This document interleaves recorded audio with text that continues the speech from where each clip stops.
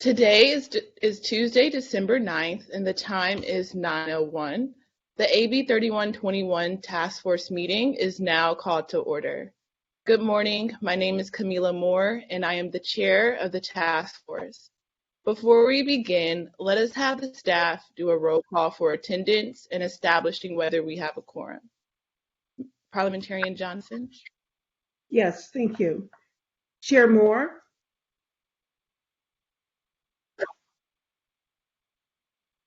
Vice Chair Brown?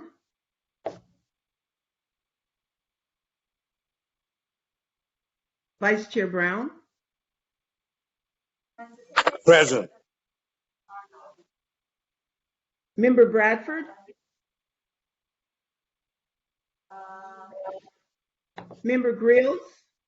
Present. Member Holder? Present. Member Jones Sawyer?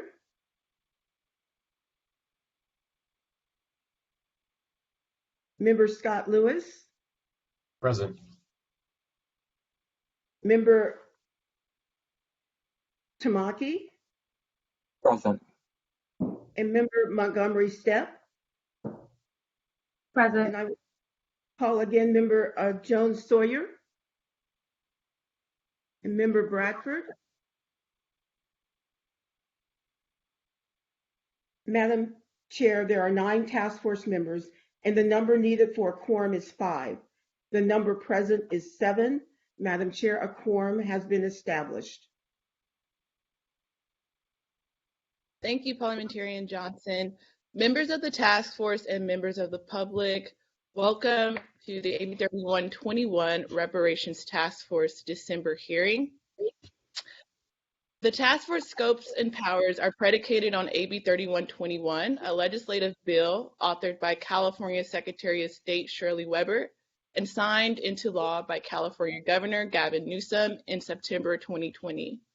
The law requires the 9-member task force to examine slavery that existed in the United States, discrimination in the public and private sectors against those who were enslaved and their descendants, and the lingering negative effects of the institution of slavery.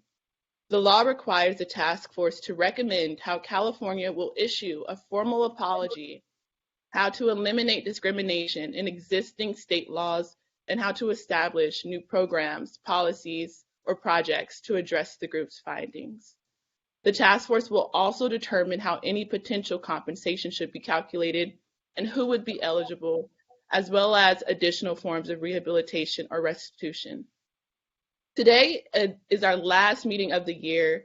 We've been meeting since June of 2021. We held our first substantive hearing on September 23rd and September 24th, where we discussed the transatlantic slave trade, the institution of slavery, and the impetus and implications of the Great Migrations. Our second substantive hearing occurred on Tuesday and Wednesday, October 12th and 13th, where we discussed more contemporary harms against Black Americans, including in housing and education segregation, environmental racism, racism in banking, tax, and labor, and the racial wealth gap. Today, we will focus on topics concerning infrastructure, gentrification, and homelessness, and we will continue our conversation around the community of eligibility. And tomorrow, we will have a panel on entertainment, arts, and culture. Without further ado, I would like to turn to item number 2 on our agenda, which is the public comment period. And I will now recognize Ms. Aisha Martin-Walton. Thank you. Thank you. Good morning, Chair Moore and task force members and the public. My name is Aisha Martin-Walton. I'm with the Department of Justice, and we are now moving to public comment. Public comment will be for 1 hour. Each individual is limited to 3 minutes for public comment. At the 3-minute mark, your microphone will be turned off and you'll not be able to, unfortunately, turn yourself back on. However, there is a public comment period again tomorrow at the same time, and there will be more public meetings, and we welcome everyone in the community to make comments in the future. You may also submit written comments at any time via email at reparationstaskforce@doj.ca.gov. To participate in public comment today, please use the raised hand function. You can find that button On the upper right-hand side of the screen, on the sidebar, there's a shape of a hand. Once you click on that, it will prompt a raised hands feature. On our end, we will accept your raised hand. You will have to click continue, and once you are accepted and brought into the meeting as a presenter, you'll be automatically unmuted.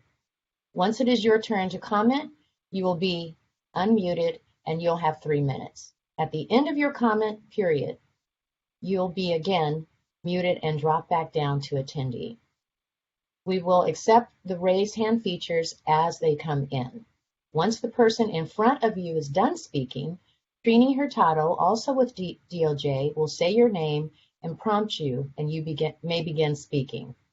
Please note there's about a 20-second delay between the attendee and presenter mode, so please keep that in mind as you are being promoted to presenter and begin speaking. Okay, we will begin. Trini, do we have a first commenter? Yes, our first commenter is Angela Nirvana. Angela, you've been unmuted. Please begin speaking. How to gentrify freedmen from the state of California.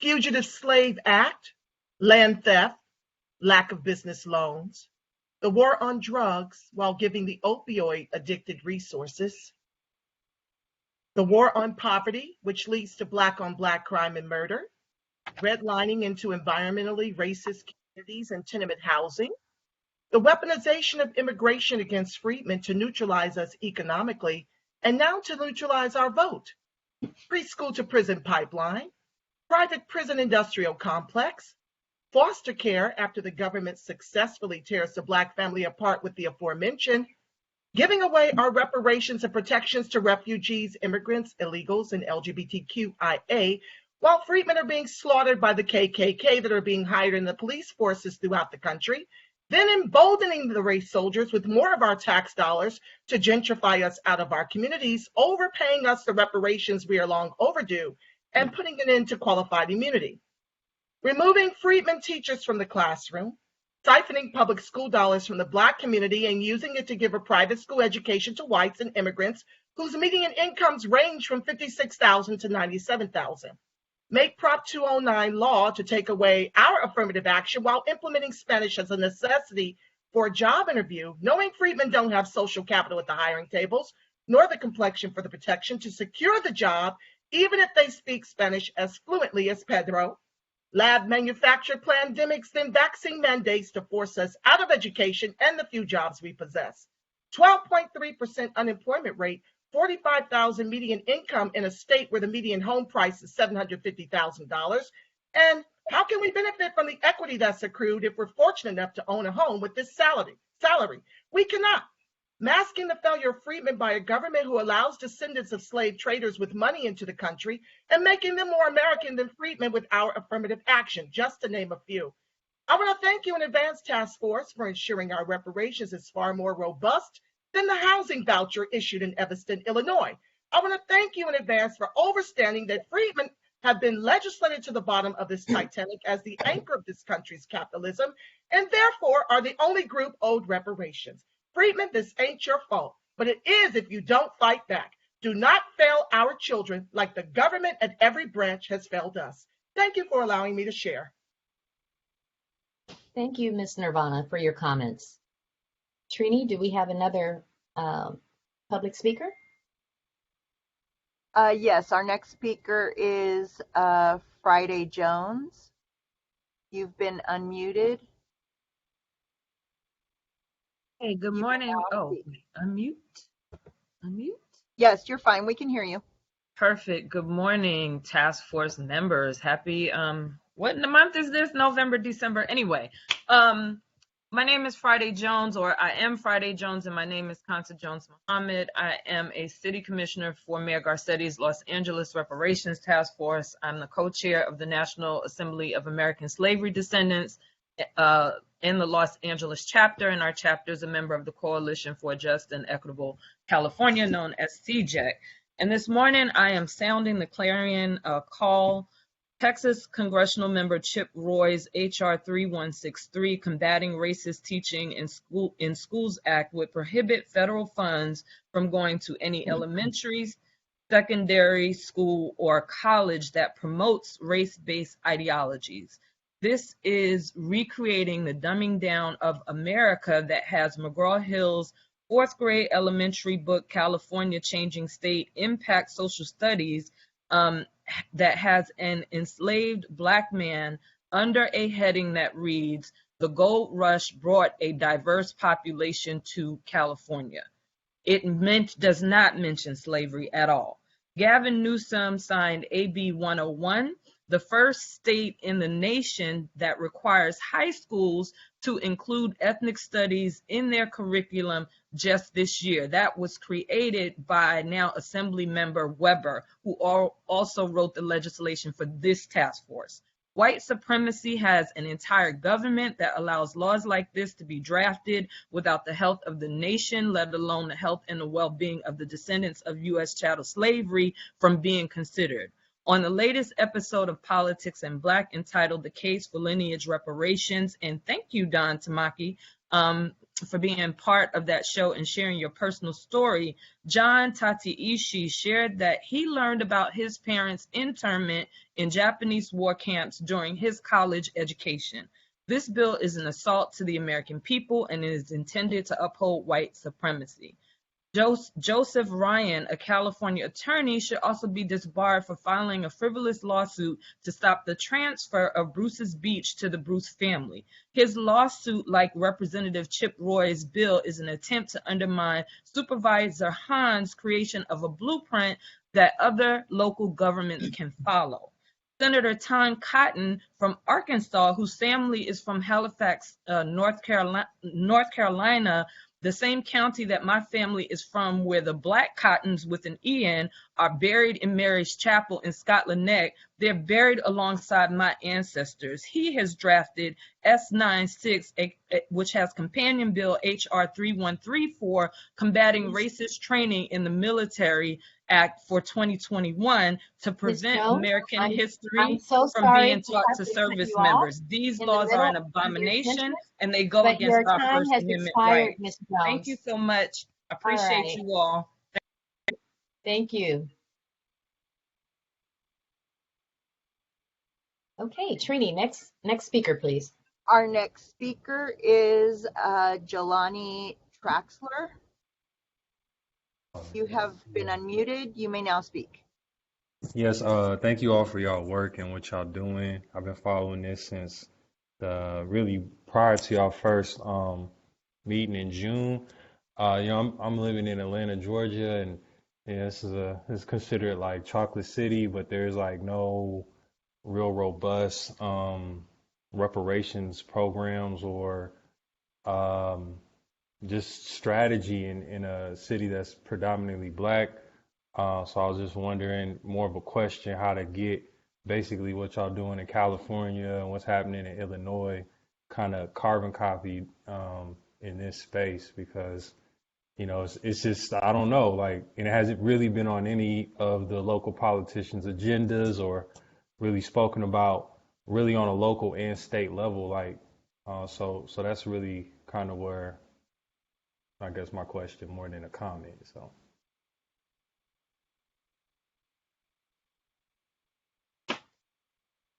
Mr. Trailer? Is it Traxler? Traxler? Hi, this is Aisha Martin Walton with the Department of Justice. The public comments will be noted and will be shared today with the task force members. And so we will take your comment and it'll be on file. Is there anything else you would like to add? Yes. Outside of that, farming and the green justice movement, I see that, some of it's been a part of like reparations language, but I don't know how much like this is being correlated to, the effects of like global warming, the legacy of slavery and how it's not just impacted, the freeman people, Black descendants, but the planet itself, and the nature of the planet and, essentially bearing the, social, emotional, spiritual damages of that. And then the economy reflecting something that does not care for the earth. I don't know if y'all have, more or less kind of bridged that gap of like the legacy of slavery and the legacy of climate change, basically, because if there's more connection to how a economy like this has shaped the world and left a negative impact, maybe there could be more of a bridging of, white people who may not see reparations as important, actually seeing it as important because it's not just fixing a group of people, but helping to fix the planet too, and restore natural environments and habitats that were lost because of, slave policies driven for economic prosperity for, a handful of people. So yeah, that's really pretty much it. If y'all address that, that'd be great. Thank you so much, Mr. Trexler, for your comments today. All right, Martin Trini. Walton. Yes, The next Yes. speaker is, oh, I'm sorry, go ahead. No, it's okay. I got a note from Parliamentarian Johnson to recognize member Reggie Jones Sawyer. Thank you. welcome. Good morning. Okay, do we have Our another speaker in the queue? Yes, we do. The next speaker is Chris L. with CJEC. You've been unmuted. You may now begin speaking. Hey, good morning, Chris Lodson. I am, of course, with the Coalition for Just and Equitable California, CJEC here in California. I want to do a couple of things, or three things. But I want to first just give you all some thanks. Really, this is the last meeting of the year. I want to thank you for your work this year. I want to thank you for your service. I want to thank you for your time and your commitment. I want to thank you for really what is a historic task. And I want to thank you for all of the real hard work that you've been putting in. These meetings, I know, are just, part of what you do, right? So I want to thank you. I also want to thank the folks who have been calling in, who have been tuning in, who are doing the live stream right now on ETM Media Group on YouTube. By the way, big shout out to the family there, live streaming this entire thing. I'm moderating comments there, so I'll see you there after this. And I also want to thank Don Tamaki for joining the Oakland, California reparations meeting that happened in, I believe it was last month. Great conversation. You can check out that live streamed or clipped video of that live stream on ETM Media Group on YouTube as well. And then I also want to invite you to this Saturday. There is another California reparations community meeting going on in LA this time, hosted by our LA group, NAASD LA, in conjunction with ETM Media and CJEC as well. That's this Saturday, December 11th, 12 p.m. It's in LA. Pull up if you can. I know Chair Moore is going to be there. Pull up if you can. And then last thing I'll say is just a couple of things. One, I know you're going to deal with the issue of the public chat function. Just my personal opinion that chat function come back on. Understanding, and hearing from folks directly, I think is an important thing. And then also, we're actually hearing from some people in our live stream chat right now that they're having trouble actually getting connected to the Blue Jeans comment and the Blue Jeans chat now. So if you could think about next year having a way for people to just call in, just like have a number for people to just call in without having to use the Blue Jeans app, that would expand people's ability to participate a lot. Thanks much, and have a great day. Thank you for your comment.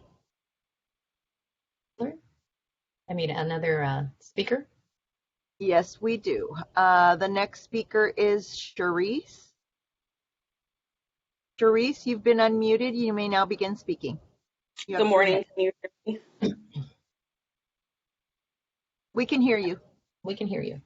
Oh, sorry about that. Thank you. Good morning to the commission and everyone who's listening.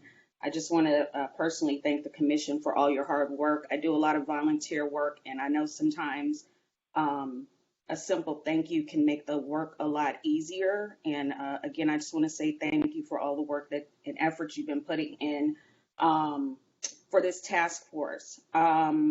I was super, super excited when AB 3121 was first passed last year because I said, finally, the nation is going to get an example of what reparations for descendants of American slavery is going to look like and possible policies for other Black Americans. And some of my enthusiasm has been tapered the last couple of months just because the commission has not actually come to a determination of who is eligible for reparations, and because the DOJ, in my opinion, not really engaged the community and the public in a meaningful manner. I would love to not be disappointed where reparations is concerned.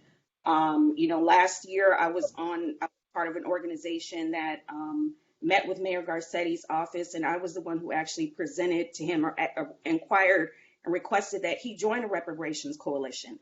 And look what we have now. He's rolled out a commission in Los Angeles.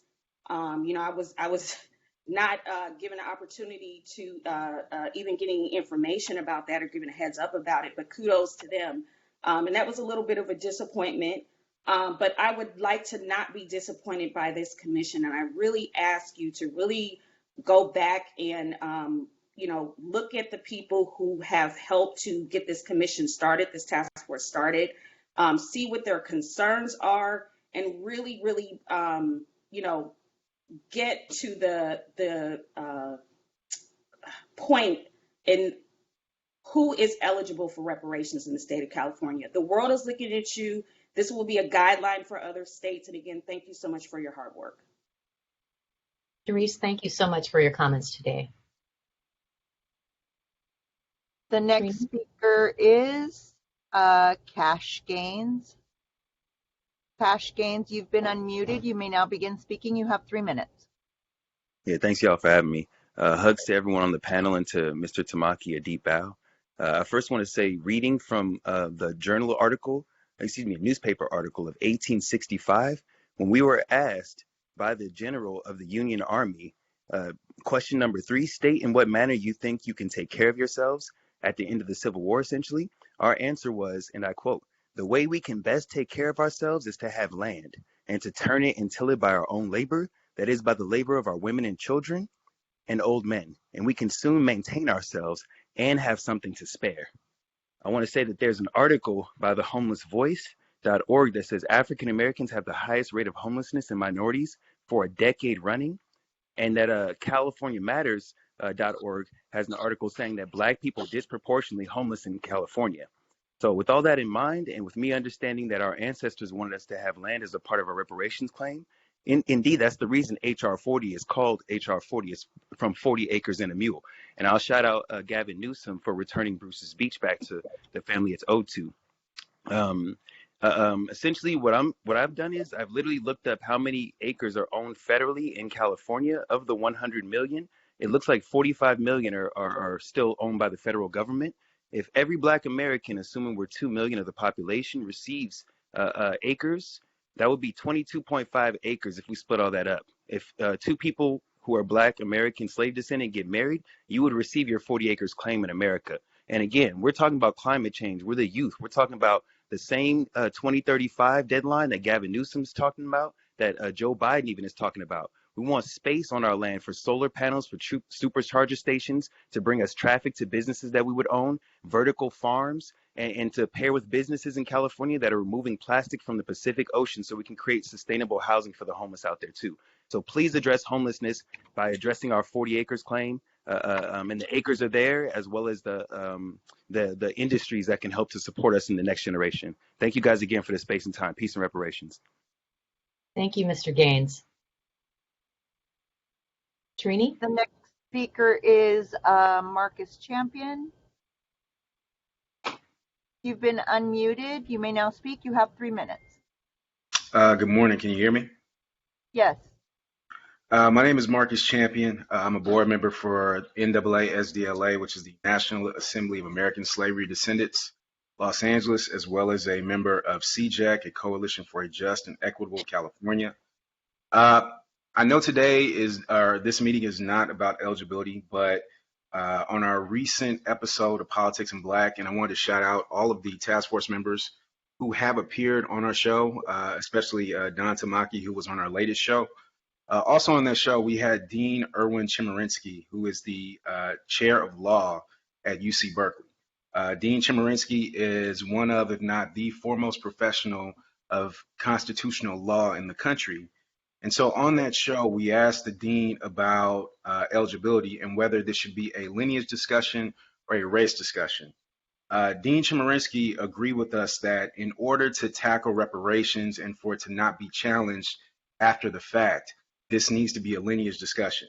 What the dean also said is that if this is solely about race, then that opens up to Prop 209 violations in California, as well as equal protection violations when you're talking about reparations broadly. So again, I know today is not about eligibility, but I would ask the task force to vehemently go after Dean Chemerinsky to speak as an expert when it comes to eligibility. When it comes to the rest of our Black brothers and sisters, this isn't about exclusion. This is about making sure that we win at the end of the day.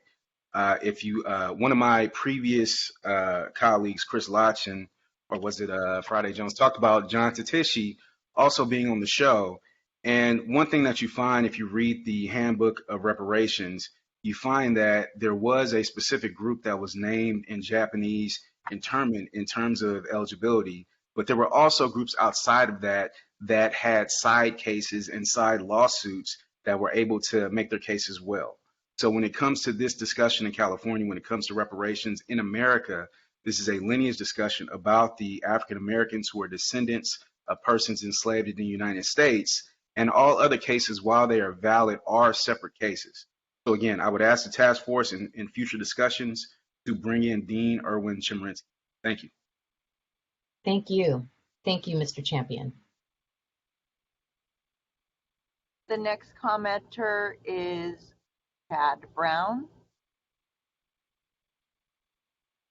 Chad Brown, you've been unmuted. You may now speak. You have 3 minutes. Hello, good morning, members of the task force. It's good to see you all again. Thank you once again for your time. I reiterate all the comments by my colleagues previously in our thanks and our appreciation for your time, hard work, and commitment all throughout this year, all throughout 2021. My colleague Marcus Champion from NAASD-LA just spoke. We also sit on the steering committee of Coalition for a Just and Equitable California. And quite frankly, he just stole my thunder. So I will reiterate really what he said. If you have not had a chance to view the last broadcast of Politics in Black with Dean Chemerinsky from UC Berkeley Law, I would encourage all of you, I strongly encourage all of you to please view that episode. Dean Chemerinsky, as you know, is one of our foremost legal or constitutional law scholars in the country. He has argued in front of the U.S. Supreme Court, and we engaged him to make sure that we were taking into consideration any legal ramifications here in the state of California and also broadly at the federal level with any reparations proposals or initiatives that come out of either this task force or out of Congress, whether that be with Bill H.R. 40 or executive order.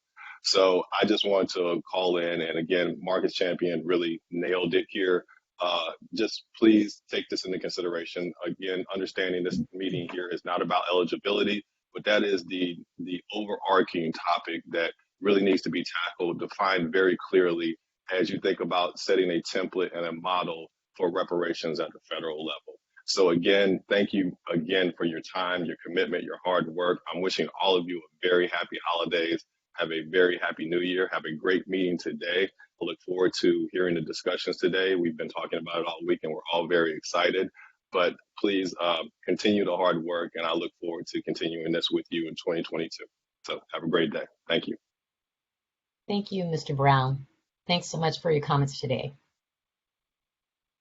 The next commenter is Michelle Harris Price. You have been unmuted. You have 3 minutes.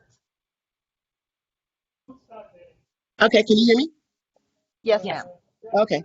So I'm Michelle Harris Price, and I'm actually the co-chair of the San Diego Promise Zone Economic Activities Committee.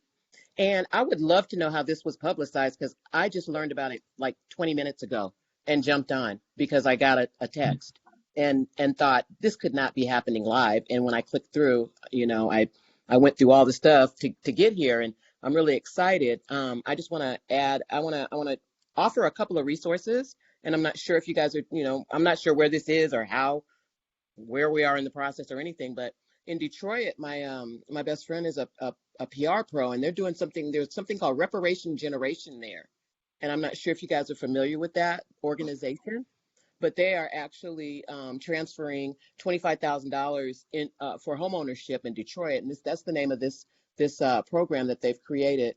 And then there's a man named Sean Rochester who's done a talk at Google, and he calls it the Black Tax, and he's actually done a very good calculation of how to determine what reparations look like and how much it looks like. He's an economist, and he's done a lot of work towards this. So finally, I'd like to just say thank you so much for what you're doing, and I'm going to follow this work. I don't know. I'll see if there's a calendar invite or something. So thanks a lot for everything that you guys are doing. Yes, thank you so much, Ms. Harris Price. Okay, we have the next commenter is Harriet A. Barton. Ms. Barton, you've been unmuted. You have 3 minutes. You may begin speaking. Yes, thank you. Good morning, task force. And I would just like to say that, yes, reparations is cash payments and specific policy for the harmed, which is descendants of chattel slavery.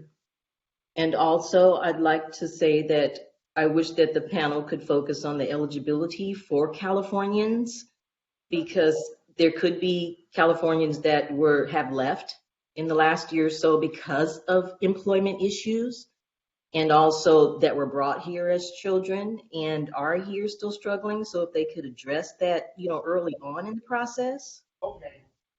And also, there's lots of forms of discrimination, and in California especially, there is a problem with illegal immigration that affects descendants of slavery. I just feel that language being required for certain jobs, like speaking Spanish, that's a problem. I don't know how that's not a form of discrimination. And we're in California, we're by the border, and I just don't know why that has not been brought up in any of the meetings. No one has wanted to talk about that. I'm not sure. It's like the big elephant in the room that no one ever wants to talk about. And it does impact negatively Black Americans. It does. That's just a fact. And it has to be discussed at some point. So the eligibility definitely, I'd like to see you guys address and look at. And I noticed that also on the last meeting, there were people that were, I guess, invited speakers. A lot of people had issues with, I guess, land. Maybe they lost land or something. And I think that's an issue you need to have a lawyer for, because not all of us have lost land in California. I don't know if it's going to be based on having land lost or you had land in your family. This just should be based on the fact that you're discriminated, period. You're just discriminated against here. So if you could just address those issues, and thank you very much. Thank you, Ms. Barton. Our next speaker is Greg Pennington. Mr. Pennington, you've been unmuted. You have 3 minutes. You may begin speaking. My name is Greg Pennington. I work with the San Francisco Black and Jewish Unity Coalition.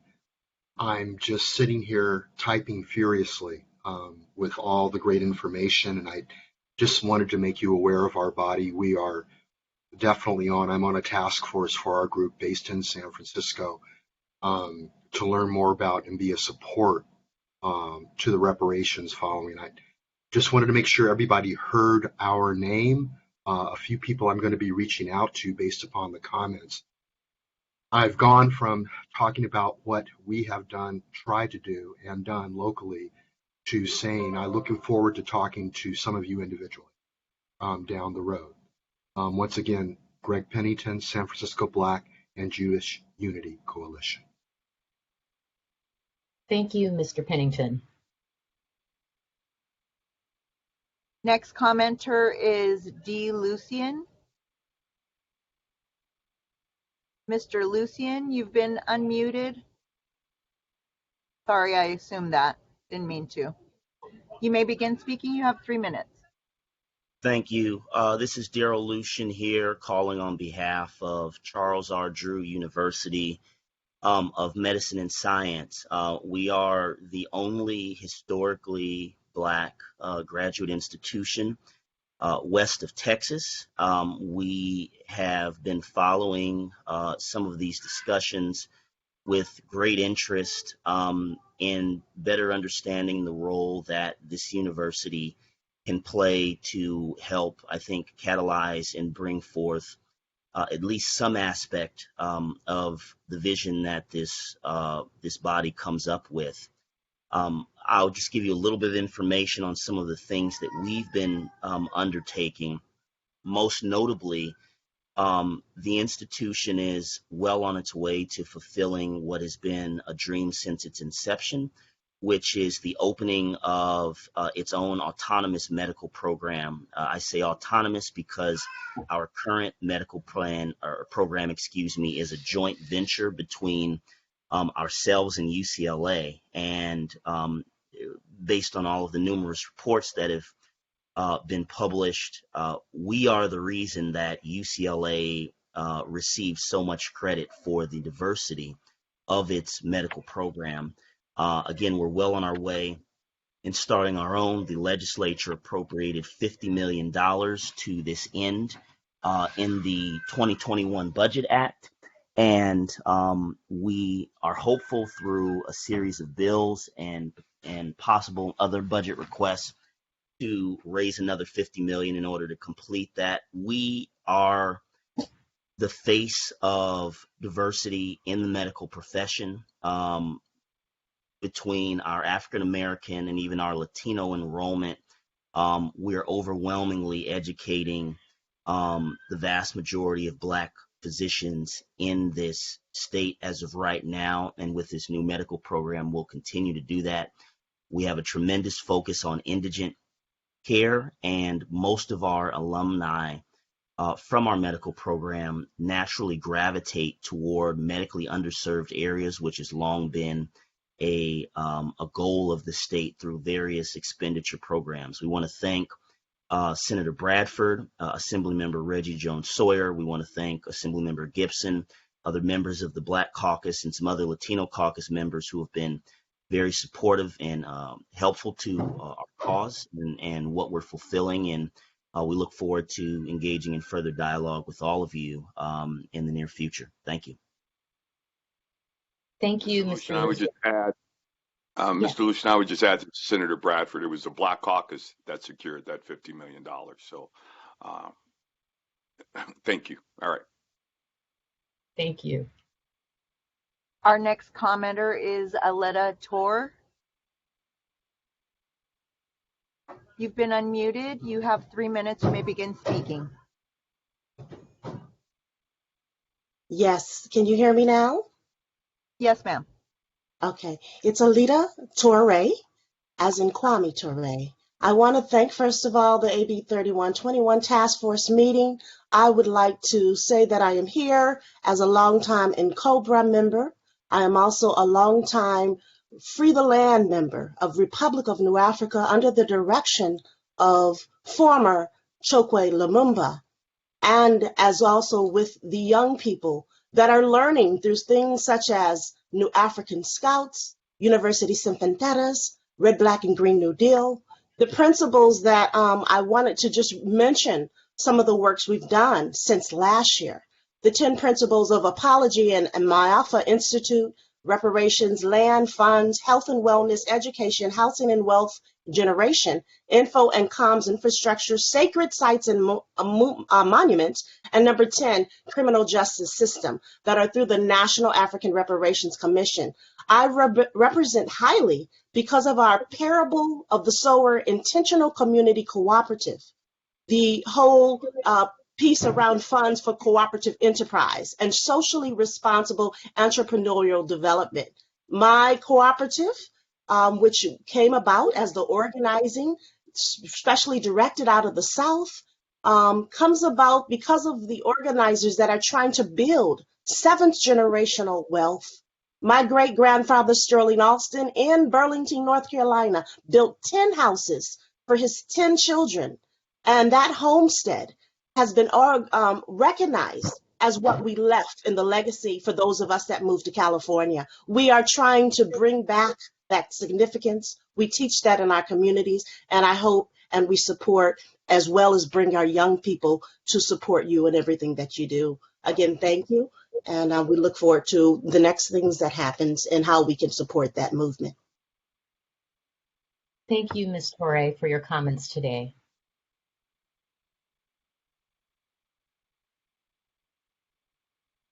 One moment. I have one more that needs to move over. Be just a second.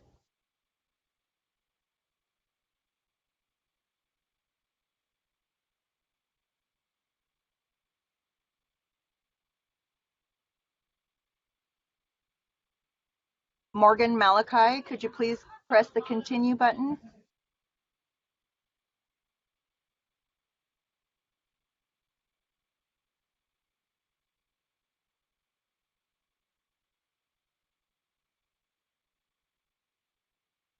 Okay, Morgan Malachi, you've been unmuted. You have 3 minutes. You may now speak. Hi, thank you for letting me speak, and thanks for all the time that you guys volunteer to get this done, because this is important. I just wanted to touch on this being a justice claim that's sacred, and to do that, it's not just about the money, it's not just about the programs that will come with it and anything else. It's really about stamping out the power, and you can't do that if it's watered down.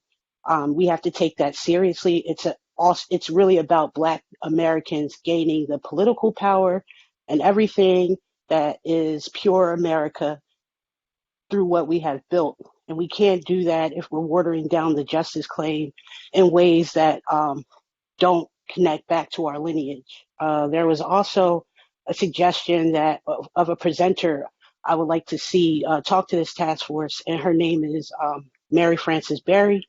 She's a professor out of Penn, and she really nails down, she wrote a book on Callie House. She really nails down exactly what reparations would do for Black Americans in terms of the generational wealth gap.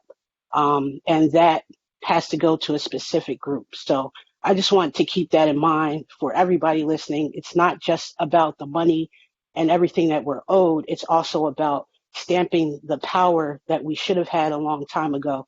And we can't do that if it's not inclusionary to a certain group. So that was it. I appreciate your time.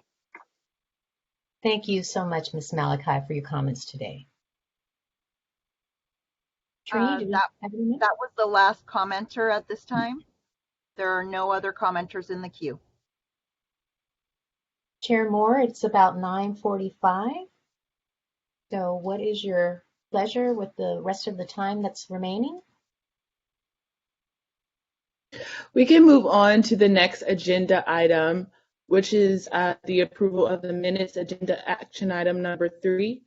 And if the members of the public would like to call in for public comment between now and 10 a.m., feel free to do so, and we'll pause. So now the next item on the agenda is the approval of the minutes. The minutes from the October 12th and 13th task force meeting were sent with the materials, and we've had a chance to review them. Are there any questions, comments, or corrections regarding the minutes?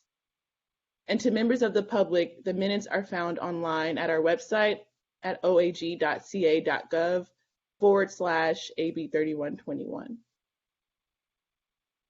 Member Reggie Jones-Sawyer, you're recognized. So I was reading through the minutes. Some of us who are technologically challenged, sometimes we have trouble logging in, and it may take us a minute or two to get in. So we miss when you do the roll call. When you read through the minutes, for me, example, it gives the appearance that I missed half the meeting. And you, until I either make a motion or something, it gives the appearance that I wasn't there at all when I was at the meeting, just may have been 15 minutes late.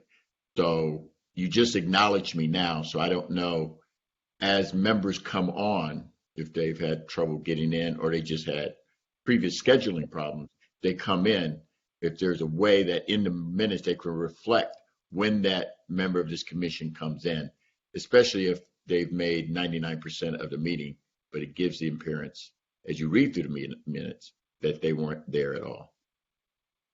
Absolutely. And Thank you.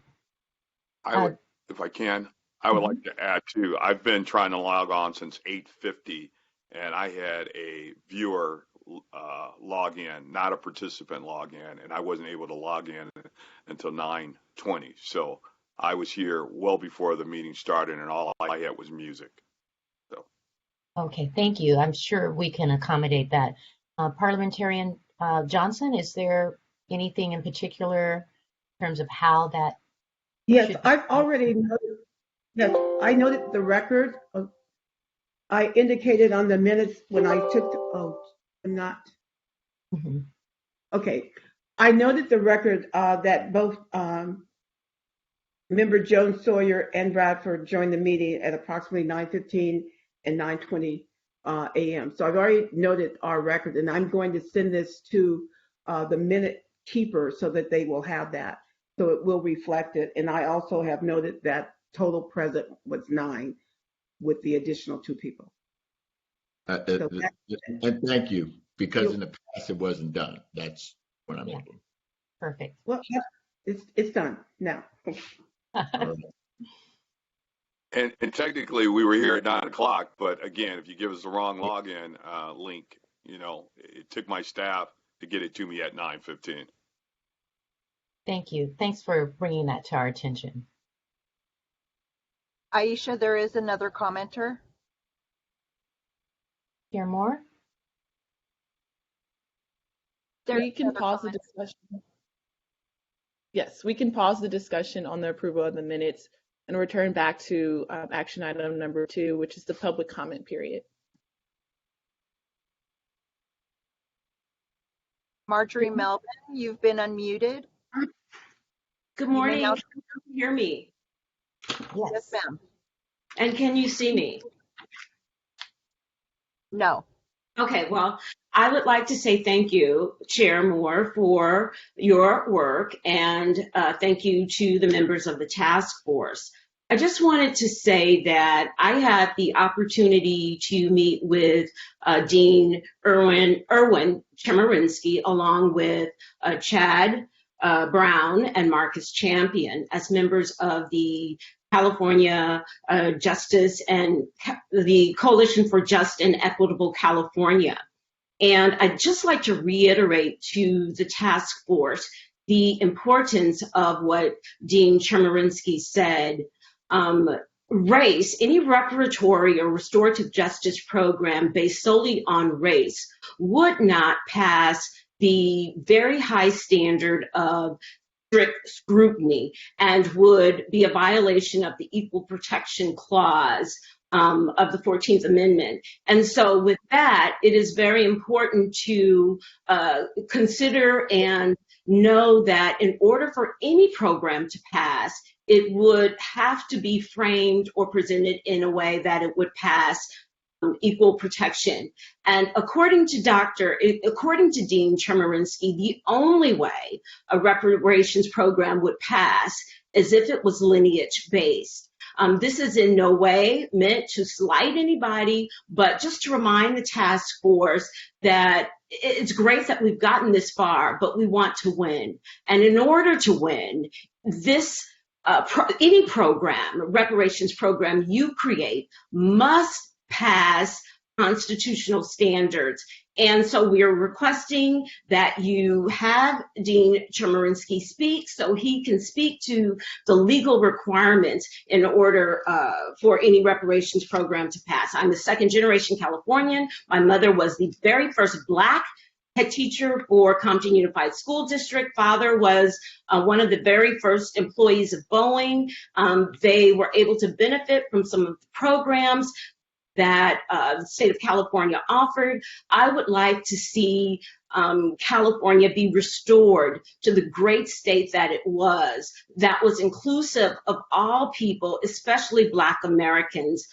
You know, I know that you're going to talk about the homelessness in the state, and I'm keenly aware as an administrative judge, having worked in the area of social services, the number of Black folks, specifically Black Americans, who are in need of social programs, who are homeless.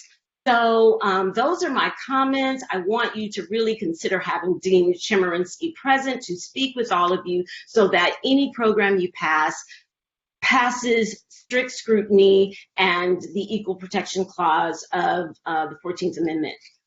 Thank you very much. And my name is Marjorie Melvin. Thank you, Ms. Melvin. Thanks for your comments today. Trini, is there anyone else? There are no other comments at this time. Okay, Chair Moore, back to you. Okay, thank you. So we're back to agenda action item number 3, the approval of the minutes. Are there any other questions, comments, or corrections regarding the minutes? Okay. Hearing no other questions, comments, or corrections, would a member like to entertain a motion related to the approval of the minutes as they are written? We approve the minutes. I second. Okay. Hearing that it has been moved and seconded to adopt the minutes as corrected, is there any discussion?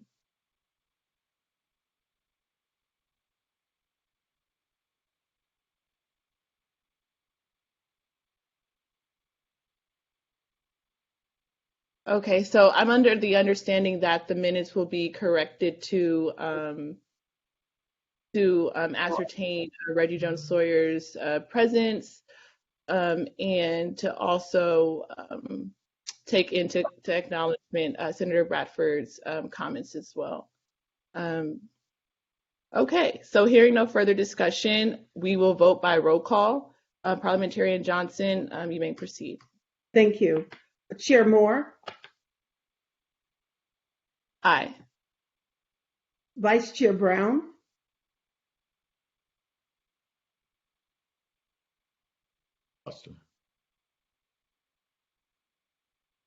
Is he there?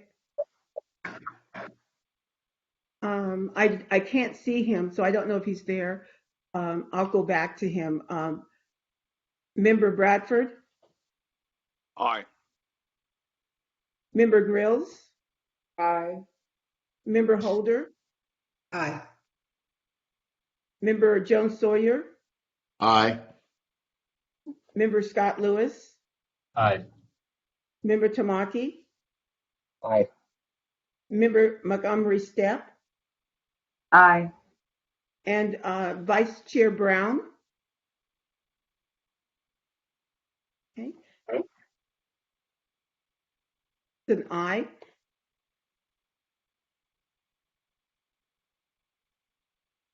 Vice Chair Brown, I'm sorry, that was Vice Chair Brown, I believe? No? Okay. Thank you. Vice Chair Brown not voting.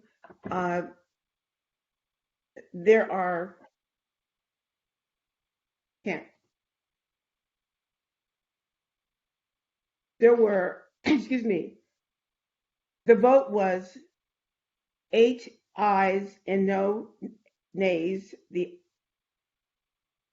So it was 8-0 in favor of the motion. Madam Chair. Thank you very much, Parliamentarian Johnson. The vote was 8 ayes and 0 nays. The ayes have it and the motion carries. The minutes are approved as corrected. So now it is 9:56 a.m. Chair Moore. I would like to Excuse Ms. me, Hurtado. we had one commenter come on. I wanted to finish with the vote. Yes, we just finished the vote and now we're returning to Ms. Hurtado and Ms. Martin Walton for our public comment period. Okay. Before you invite the next commenter in, we'd like to generally say if there's anyone who has trouble getting on this morning and you have a statement, please feel free to submit your statement via email at reparationstaskforce@doj.ca.gov. All comments will be received and recorded and shared with the task force members. Thank you so much. Okay, Trini? Okay, Brandon Green, you have been unmuted. You have 3 minutes. You may speak now.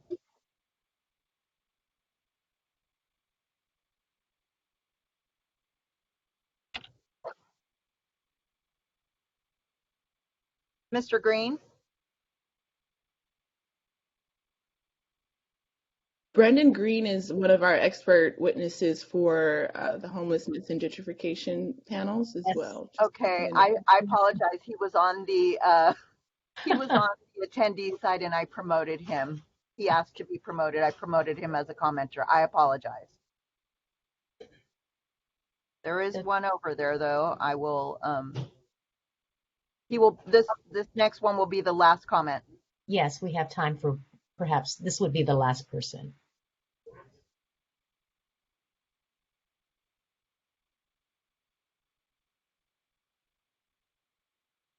Okay, 225924, you are unmuted. You may now speak. You have 3 minutes.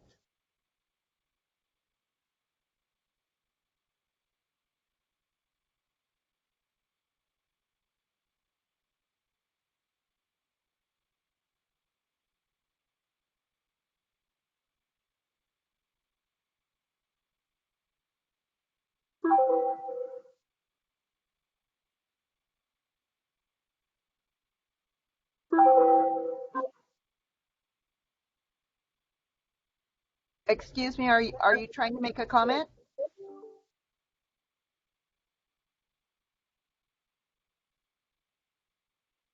Two two two 5924.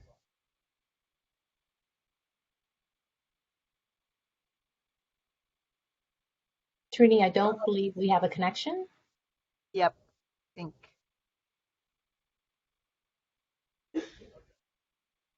Okay.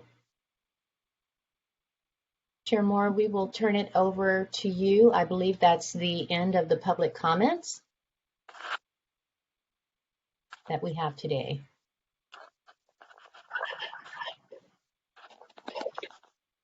What?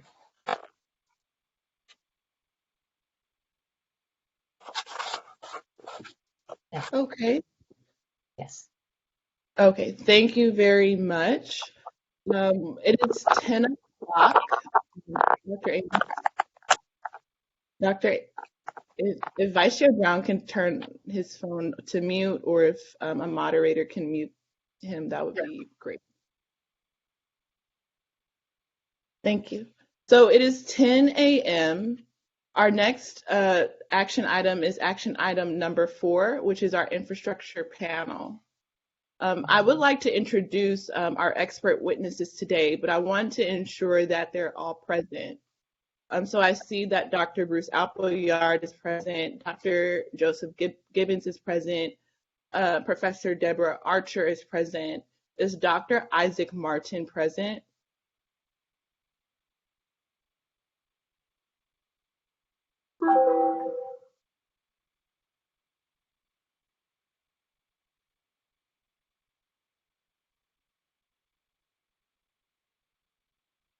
I believe we're checking on Dr. Martin right now.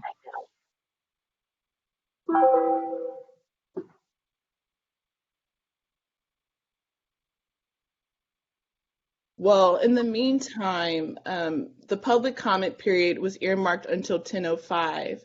So if any members of the public are listening and want to get a last comment in, this would be the time to do so while we're assuring the attendance of our expert witnesses for our next action item.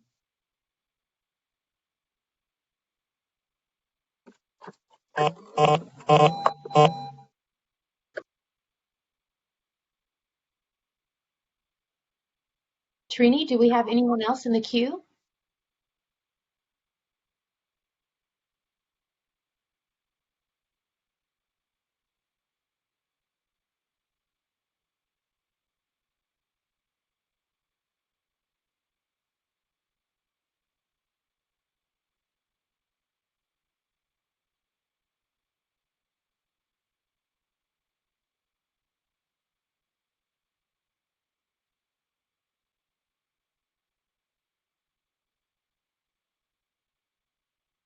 We have 3 in the queue. However, Oh, you're they're not. breaking up. We have 3 people in the, well, 2 people in the queue. However, we're having a little bit of an issue trying to get them over. So 222-5924. Did you wish to make a public comment? My name is Mario Allen. Am I logged in? Yes, you are. Okay, I am ready. Yes. Okay, please begin speaking. You have 3 minutes. Okay. Hello. Hello, Allen. And I'm just really excited to be on this call with you guys. I actually had the opportunity to meet Don Tamaki at a community meeting in Oakland. And I shared 3 ways that I thought would help protect and distinguish Black people. And I told him, you know, if we're creating laws and making payments, they should be distinguished with equity, access, and protection. And I told him that. I said, because what separates me with a lineage of slavery from maybe a first, second generation African would be, you know, basically that, you know. And I said, you know, I was telling him that, you know, as far as like equity, you know, I think that should belong to the lineage of those that are from slaves. But I think that certain laws should be crafted around ways that we have access to things and the ways we're protected. And the reason I pointed that out, I said, you know, one thing I know is like if we were to choose like Obama as for instance, his lineage in the country is he's got a lineage to slave owners. You know, he's got an African lineage, but his mother is white.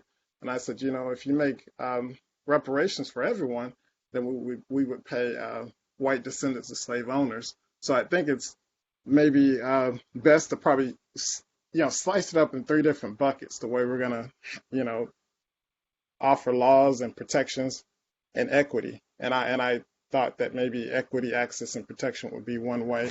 And another way, you know, I've been pretty active with the community outreach with the CJEC. I'm really a new member to that team. And, you know, we're trying to come up with business development strategies to kind of reach out to the community. And I'm hoping to see if the DOJ is going to collaborate with the CJEC with certain business strategies. You know, back in June, I reached out to some senators. It just sort of gave them proposals of my ideas with community outreach.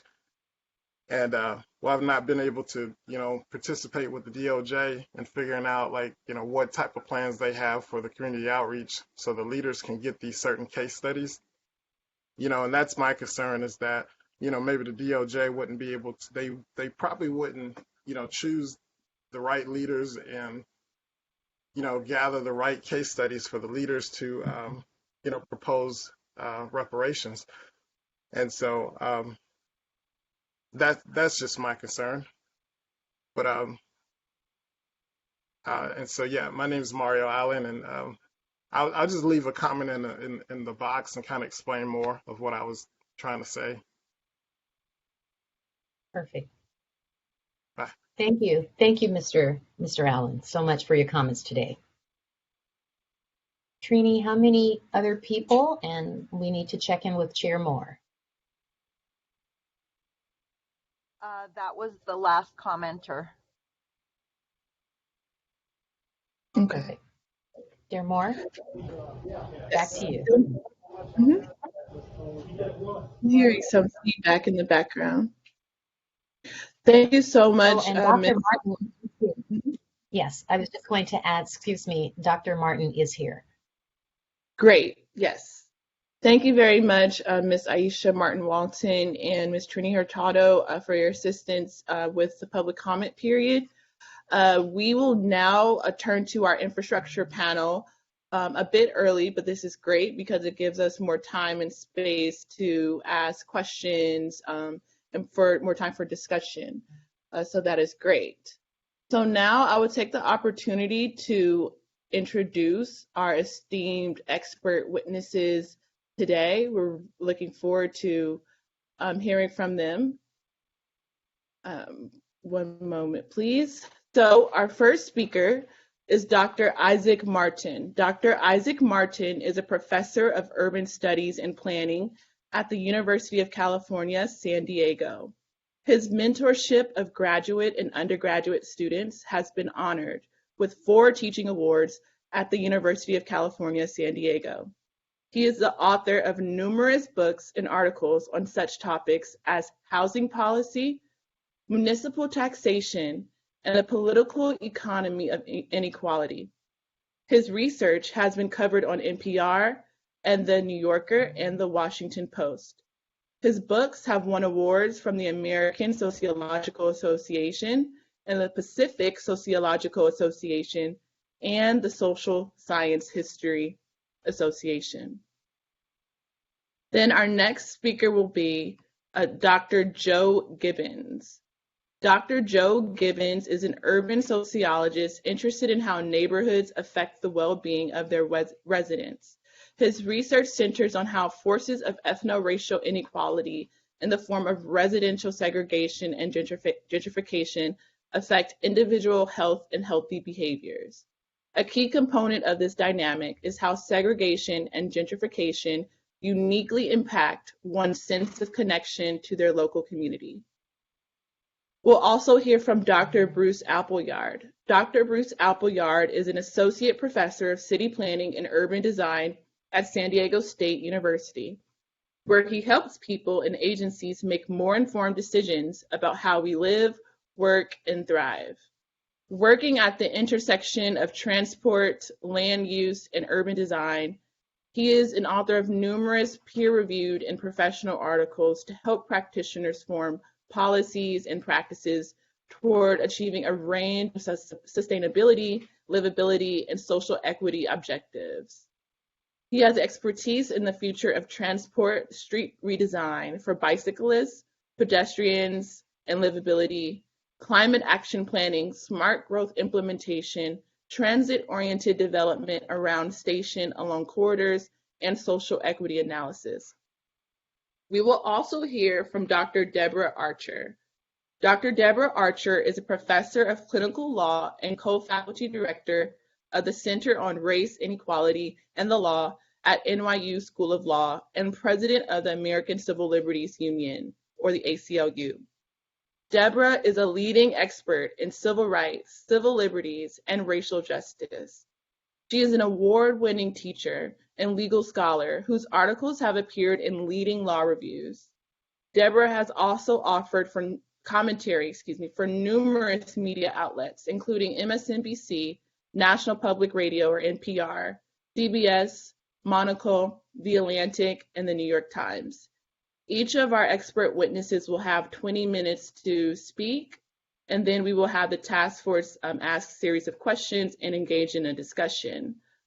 To clarify, the order of the speakers are as follows: Dr. Joseph Gibbons, Dr. Bruce Appleyard, Dr. Deborah Archer, and then last but not least, Dr. Isaac Martin.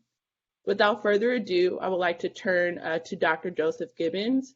You may begin your presentation when you're ready. Thank you. Thank you. Let me go ahead and set this up.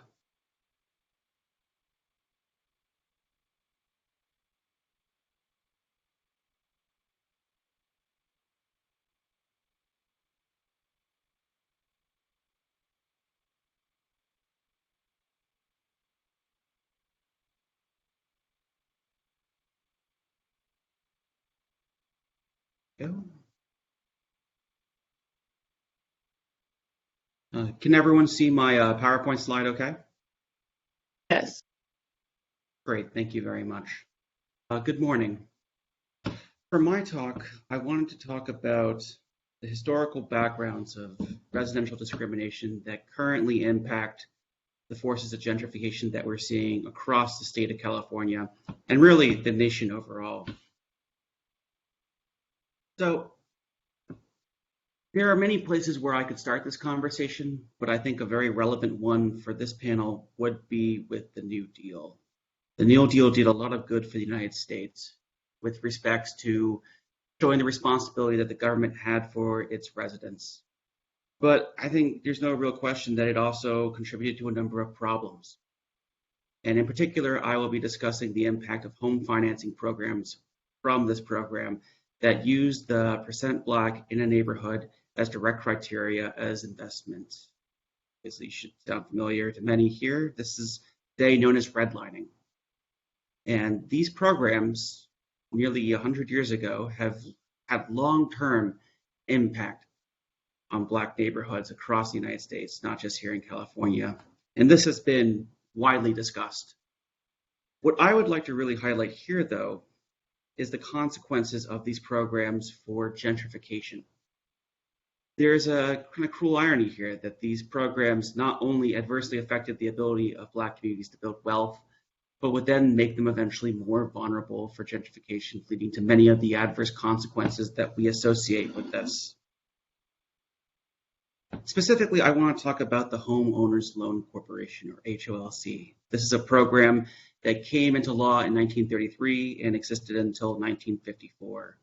And some of you, I trust, are already familiar with this program, but just to briefly recap, its main objective was to offer refinancing for defaulted mortgage. The government would basically buy up a defaulted mortgage and refinance it at a much more agreeable interest rate. Until this time, there really wasn't a ton of regulation on mortgages and refinancing options and interest rates, so this was a huge policy, and really 20% of American households by 1935 had taken advantage of it. Where this program becomes controversial, though, was that they would use neighborhood characteristics as a means to establish the suitability of a home for refinancing.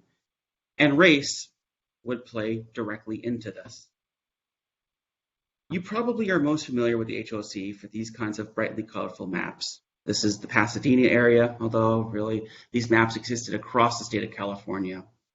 And as I'm sure many of you know already, different colors represent how suitable homes within these places are for refinancing. Greens being the safest investment, red being the least suitable. These would be the areas that we would today consider to be red lines. How these places were kind of classified in this way, the HOLC would empower local teams of assessors to go around. This would be a mix of real estate agents, bankers, politicians, who would use their own knowledge of these neighborhoods to determine how suitable they would be for reinvestment. And based on the policies of the HOLC, they were given a fairly free hand in making these decisions. And what you would ultimately find is that these local assessors would vent their opinions about race and pretty racist views into official government documents. And we can see this because all these neighborhoods come with associating documentation. So here's one neighborhood in the Pasadena neighborhood, neighborhood D7. And to the right, you will see the associating documentation with that. You may or may not be able to read it, but basically what this is showing is mostly fairly mundane stuff. Vacancy rate of the neighborhood, the average household size, the average home value, the kind of things you would expect in this kind of process. You may also notice near the top right of the screen, it also asks for the percent, or at the time, Negro. And if we go to the bottom of this document, it actually provides more explanation for this. This will probably be not legible, so I went ahead and zoomed in. So what it says is, this area is favorably located, but is detrimentally affected by the 10 owner-occupant Negro families located in the center area going on. Although the Negroes are said to be of better class, their presence has caused a wave of selling in the area, and it seems inevitable that home ownership and property values will drift to lower levels. This area is accorded a high red solely on account of the racial hazard. So this is really telling. A neighborhood that, by the admission of the assessors, is favorable is being devalued principally because of its Black population. And it's important to mention middle and arguably upper middle class Black residents. Not all the forms are this verbose, but even the plainer ones are still quite telling. So here's the next neighborhood a few blocks over, neighborhood D6. This district was originally much smaller, but constant infiltration into other sections as deed restrictions expired has created a real menace, which is greatly concerning property owners. So by deed restrictions, what they mean is until 1948, it was perfectly legal for householders to band together, create these legally binding documents wherein they could not sell their homes to people of color. It's what we would know as racial covenants. And so what this is telling us is that covenant has expired. Black people are moving into the neighborhood, and this is why they're going to devalue it. So two situations where a neighborhood is potentially going to be denied investment in the form of refinancing solely because of its race. Now, there are many consequences from this form of redlining that have been unpacked. The effect on the ability to build wealth because you have to pay less favorable rates, how this worked in conjunction with other forms of residential discrimination, largely trapping of people of color into these neighborhoods.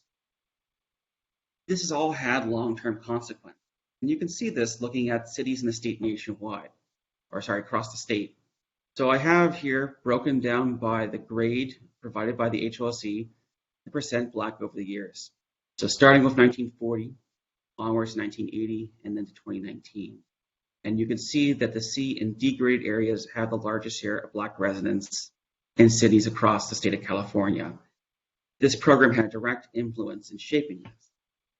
And we can see this. So going back to Pasadena, what you are seeing here is the information from before, but digitized. So we have the redlined areas, the grade D areas, and also the grade C areas highlighted. This was done by researchers over at the University of Richmond who have made this data publicly available. And I've overlaid this onto 1940 demographic data, the percent Black of the time. And you can see that there's really only one area that has a sizable Black population that's really noticeable then. But if we were to jump ahead to 1980, you can see that the increase of the Black population has largely corresponded to where these grade C and grade D areas are. But what's not important is not just this influence, but the story continues and takes some interesting turns. So if we go to 2019, you can see that the Black population in the Pasadena area has expanded somewhat, but the concentrations have declined. This is not something you would only see in the Pasadena area. If you look at historically Black communities across the state, there have been dramatic declines in the concentration of Black residents. You may recall from before, let me just go back for a moment, that the Black populations of California have roughly halved from 1980 to 2019 with respect to their representation in neighborhoods. Many would argue that this is an expression of gentrification. Now, this raises an important question. How would historic redlining relate to gentrification? Well, there are at least two types of paths that this can relate. First, gentrification can directly influence long-term gentrification by undervaluing neighborhoods. So if a neighborhood is being undervalued purely because of the race of the people who reside within, what that means is, like all other criteria, the neighborhood should be fairly decent in terms of the homes, the housing, everything else. But they're experiencing an undervaluing that exists otherwise. And this gap between what the existing value of a home is versus what it could be is something that we know as the rent gap. And the bigger the rent gap, the more appeal a neighborhood will have for would-be gentrifiers, because an area with a very large rent gap means a huge potential profit margin. So on this front, redlining has a very direct association with potential gentrification by shaping the places that have a big rent gap. But also, gentrification can indirectly relate to eventual gentrification as well. So, as we've already established from all the research that's been done, historic redlining affects where communities of color will live over the future. And what has happened over the last few decades is these areas have become increasingly appealing for gentrification. There's a number of explanations for this. One in particular is that city and state officials have tried to make these neighborhoods more appealing for redevelopment in conjunction with local redevelopers. The point being, though, is the historic redlining has influenced what we are seeing today. And we can look back at Pasadena or other places across the state and see that looking at where gentrification has started by different decades, it largely corresponds to the areas that have been historically that were historically redlined. There does appear to be a relationship here. And we can look across the state and see that the areas that tend to gentrify are largely overrepresented into areas that are grade C or D across all the different time periods we have data available for, to the point that by the 2010s, roughly 50%, a little bit more really, of grade C or D areas have started gentrifying. So we've established that there appears to be a link between historic redlining and contemporary gentrification. What are the consequences? Many people will be discussing this today, so I'll keep this brief. I have, however, done extensive research on gentrification and health consequences that I think would be relevant here. When we want to understand the consequences of gentrification, there's really two groups that we can think about. First, there are those who have been displaced. Now, there's much that we can be said about the effects of displacement and gentrification. The increase of those who are unhoused, the economic cost for relocation for those who are able to find new housing, more subtle things like the loss of a sense of community identity that you had in the place that you lived, the loss of existing social networks. All of this can have adverse effect on one's well-being. But we also have to think about those who have not necessarily been displaced, those who are able to remain in these neighborhoods. This group has not always received the same amount of attention, but there are consequences for what they are experiencing as well that are worth discussing. Even if you're not in any real immediate danger of being displaced, it doesn't mean you won't fear that as a future possibility. And there's research that I have conducted and others have conducted that have shown that gentrification is associated with what we would call anticipatory stress, the anticipation that it will happen. This is a huge stressor. And also, you can still feel isolated. You might be in a situation which we have seen in many places across the state, and the demographics that I've shown you before suggest that you'll be in a neighborhood where the people become different and the stores become different, to where you can become a stranger in your own community. This can be a source of stress as well that's worth considering.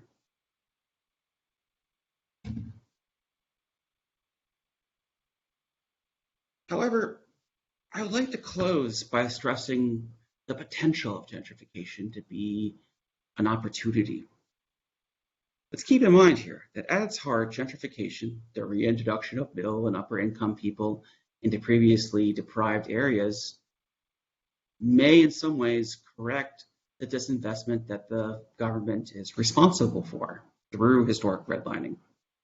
And indeed, if you look at different studies, local residents of gentrifying neighborhoods can improve a lot of the changes that have taken place. New sidewalks, new street lamps, stuff like that. But the problem is, it's not necessarily equitable to everyone who resides within a community. I would argue, and many of my colleagues would also argue, that through the right government intervention from the government, gentrification can be used as a useful force for all who reside in a neighborhood. But again, the key here is through the correct intervention. Now, I was asked, what do I see reparations as? And personally, I would see them as the government taking responsibility to right its past wrongs through a direct and very fiscal sense.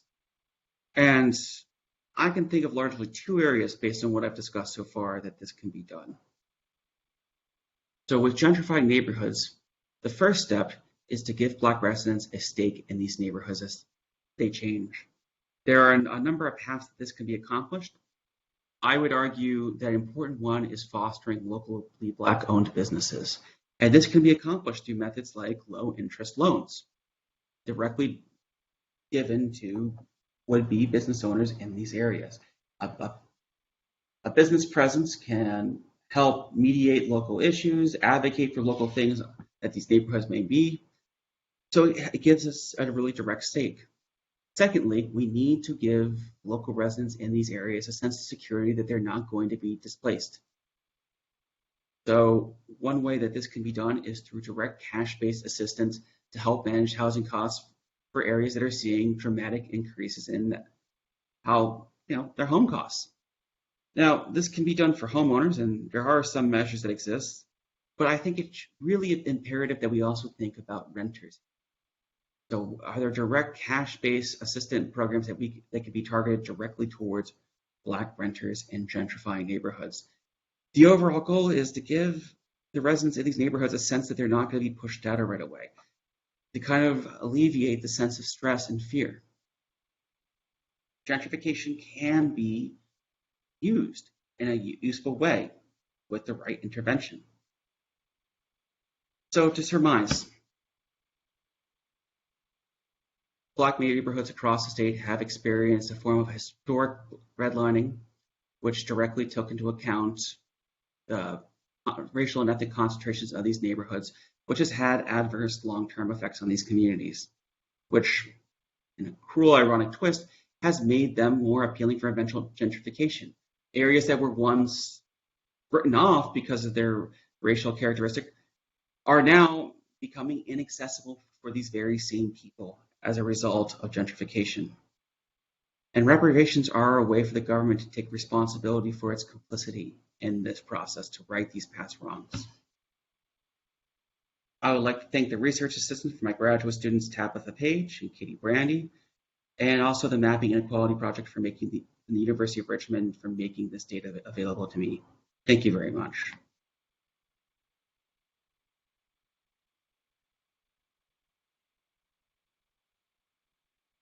Thank you very much, Dr. Gibbons, for that excellent presentation.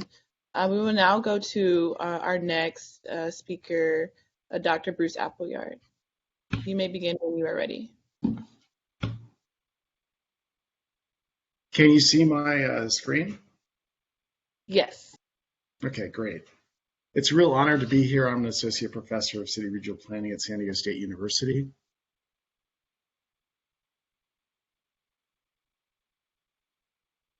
In thinking about reparations and infrastructure, we need to think about the larger ecosystem of transportation, housing, and land use, and the ways the public and private sectors have created inequities and harms to African Americans through a multidimensional and systematic array of discriminatory policies from the federal government on down.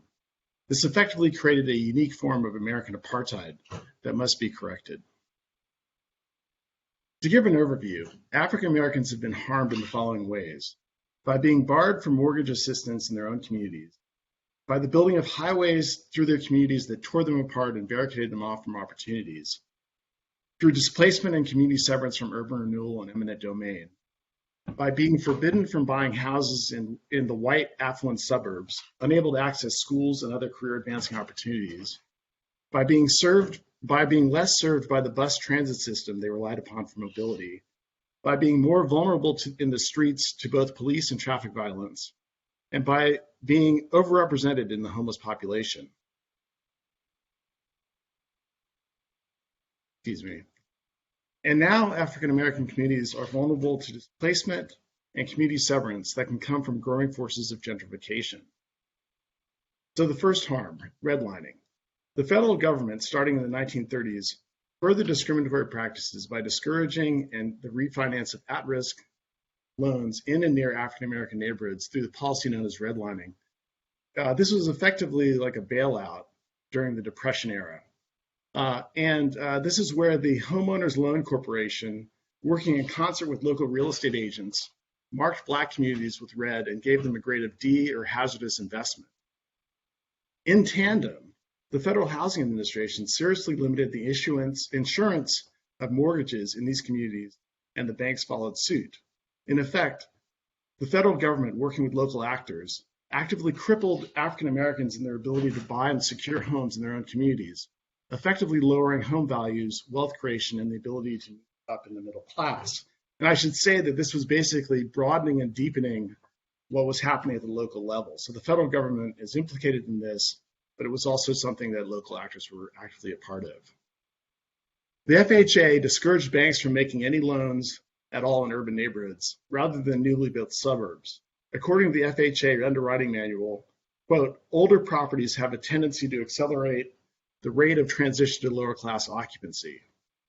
And if you couldn't obtain FHA-backed loans, you were subject to predatory lending practices with high interest rates and punitive terms where you could actually lose your home if you missed a payment or two. And to sort of talk about the redlining and poverty rates, this is Council Member Montgomery Steps district in Southeast San Diego, where you can see the redlining, but we can also see on the right the poverty rates and sort of a continuing legacy of harm and poverty in the areas that were redlined. Harm number 2, highway building.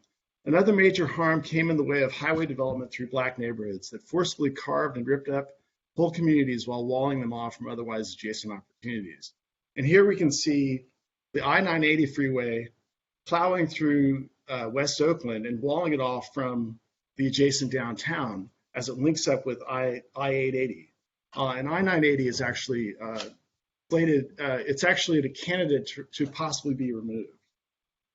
And this graphic shows an image of the freeway coming through the neighborhood. The FHA also favored mortgages in areas where boulevards or highways served to separate African American families from whites, stating that, quote, natural or artificially established barriers will prove effective in protecting a neighborhood and the locations within it from adverse influences, including prevention of the infiltration of lower class occupancy and inharmonious racial groups. And this is sort of the language that the FHA used to discriminate against African Americans. Here's an example from Detroit, Michigan, of Hastings Street, which was a vibrant African American commercial center, and it was plowed through and plowed under by the Chrysler Freeway, as we can see here in 1961.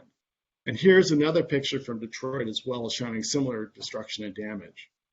In this picture, you can see the church in both images, and you can see how it destroyed this vibrant African American community.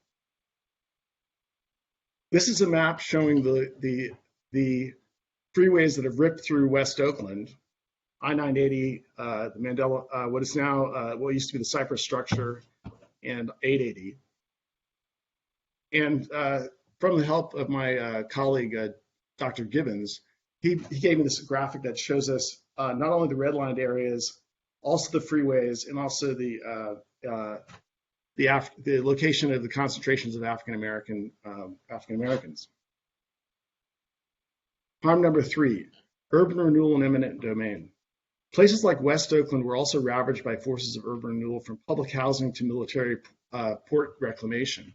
In the 1950s, when the federal government started handing out millions for projects, the city declared the redlined areas slums and began to clear them out.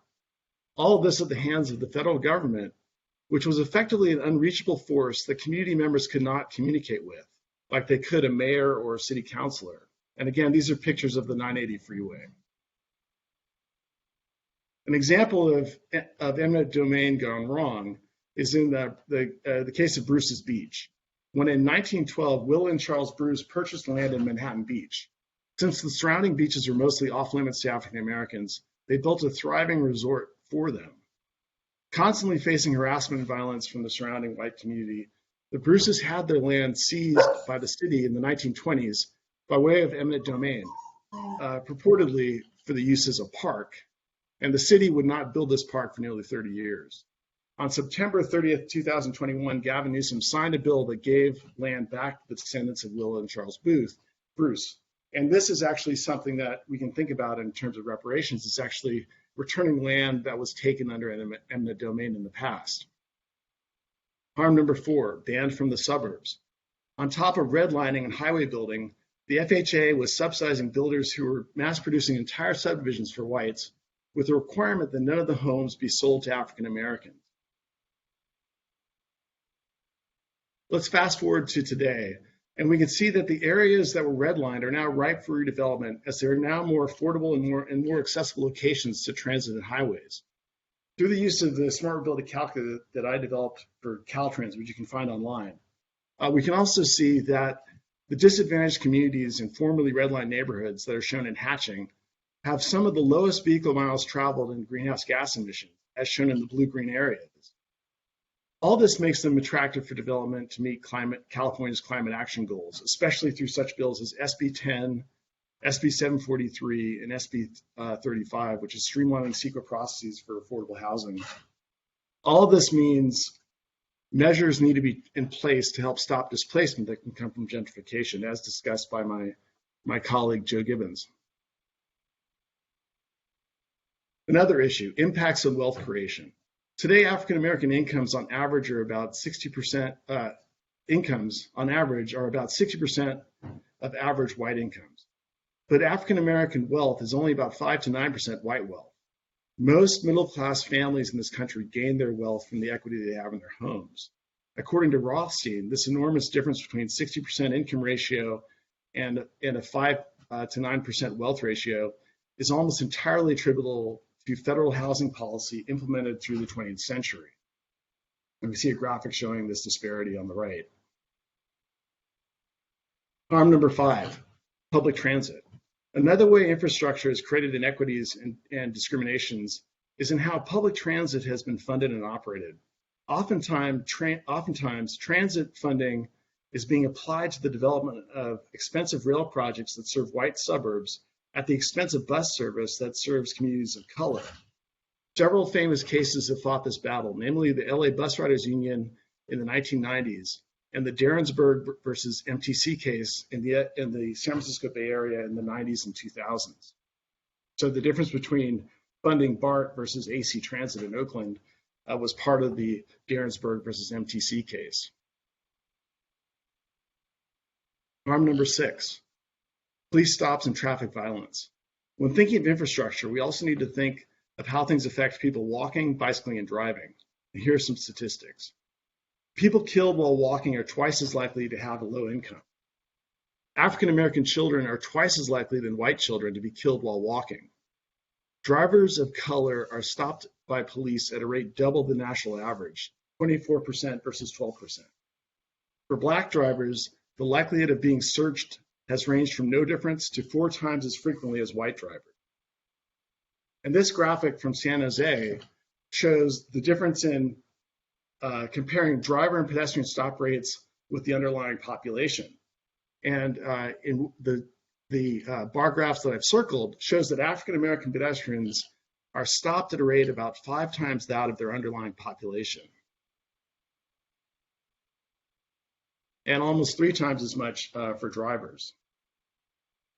If we take this sort of analysis and overlay it on previously redlined areas and look at the areas in between, we can see that there's an effective cordon around a cordon wall, a police wall around former redlined areas and areas of communities of color, where you can see on the pullout that I've shown in the middle is that the inner circle shows police stops by race, the outer circle shows underlying population by race, and so you can see that there's an effective wall being created, a police wall being created to even further ghettoize these communities through police stops and other harassment. We also have, just so you know, we also are we're doing studies, this is with Dr. Channon and Dr. Gibbons. We're doing studies looking at the effective rate of conviction and showing that there's a lower incidence of actually finding evidence from these police stops for persons of color. Harm number 7, homelessness. African Americans are also often overrepresented in the homeless population. From a survey in San Diego, African Americans account for 31% of the homeless population, while only constituting about 5% of the underlying population. So clearly something needs to be done about this. So in closing, on top of reparations, we can think about policy remedies as follows. Open up new neighborhoods and suburbs to African Americans by getting rid of exclusionary single-family zoning and allowing townhomes and apartments in those zones. And the map on the right shows that most of the Bay Area's residential development, 85% of it is single-family zoning. And you can see a kind of enormous amount of potential to open up those zones. SB 9 and SB 35 both go a long way toward making this happen, but banks also need to make changes to facilitate financing for home ownership in these types of developments. These starter homes would allow more access to build wealth and enter the middle class. For highways that were built through neighborhoods, we can offer reparations and support to businesses and other funding programs like those offered in Syracuse, New York. We can also tear them down or run them underground and reconnect the community, as is being discussed about I-980 in Oakland. For neighborhoods attracting gentrification, we can create anti-displacement programs which include rental and home buying assistance, business loans, and other programs. And I also think we should look to create a well-funded bank to invest in communities of color, to fund businesses, home loans, etc. Now, in closing, I want to turn to the Kerner Commission from 1968, which was created to help understand what was happening because of the urban riots starting in 1964 in Detroit and peaking in Watts in 65 and then continuing on. And they offer what I consider is probably one of the most honest, self-effacing statements that we've seen from the federal government in a long time. And I'm offering this because I think it's something that we need to recognize and use today. Segregation and poverty have created in the racial ghetto a destructive environment totally unknown to most white Americans. What white Americans have never fully understood, but what the African American can never forget, is that white society is deeply implicated in the ghetto. White institutions created it, white institutions maintain it, and white society condones it. And I thank you very much. Thank you very much, Dr. Appleyard, for that amazing presentation. We will now turn to Professor Deborah Archer, for her presentation. And Professor Archer, you may begin when you are ready. Thank you so much. Thank you. Thank you, Madam Chair and members of the task force for inviting me to speak with you today about the role of transportation infrastructure in driving racial inequality. I really do appreciate the breadth of the testimony that you've been seeking over the course of your work to address slavery and its legacy. Slavery was a system of theft. It was theft of life as people were stolen, enslaved, and brutalized. Slavery was theft of property through forced labor. It was theft of identity and home as people were repeatedly ripped from the community and culture that are really central to human experience. And it was theft of happiness, dignity, and potential. And slavery became imprinted onto the DNA of the nation and really remains the foundation of racial inequality. And after the abolition of slavery, new systems of white supremacy evolved in its place to continue the theft and exploitation that were at slavery's core. And today I'm going to speak briefly about the role that highways have played in sustaining slavery's legacy, adding to what we just heard from Dr. Appleyard. So transportation infrastructure has always been a driver of racial inequality.